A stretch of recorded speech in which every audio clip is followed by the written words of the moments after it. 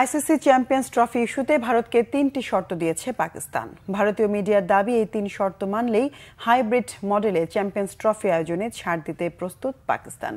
শুক্রবার ICC board virtual meeting করলেও সেখানে দুই দেশের কঠোর অবস্থানের জন্য কোনো সিদ্ধান্ত ছাড়াই ১৫ মিনিটেই শেষ হয়েছে সভাটি। যদিও সভা শেষে পিসিবিকে বড় অঙ্কের আর্থিক ক্ষতিপূরণ দিয়ে হাইব্রিড মডেল মেনে নিতে প্রস্তাব দিয়েছে আইসিসি।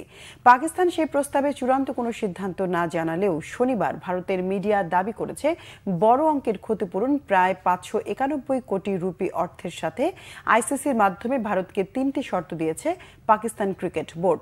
ভারত ও আইসিসির এই শর্ত পূরণের উপরে নির্ভর করছে চ্যাম্পিয়ন্স ট্রফির ভবিষ্যৎ। ভারত এই শর্ত মানলেই হাইব্রিড মডেলে টুর্নামেন্ট আয়োজনে রাজি আছে পাকিস্তান। শর্ত ৩টির প্রথমটি হচ্ছে, ভারতের ভেন্যু দুবাই হতে পারে, তবে সেখানে প্রতিপক্ষ দলগুলোকে পর্যাপ্ত সুযোগ ও নিরাপত্তা দিতে হবে। দ্বিতীয়, ভারত গ্রুপ পর্ব থেকে বাদ পড়লে পরবর্তী সব ম্যাচ পাকিস্তানে হবে এবং সেমিফাইনাল ও ফাইনাল পূর্ব ঘোষিত তারিখে লাহোরে হবে।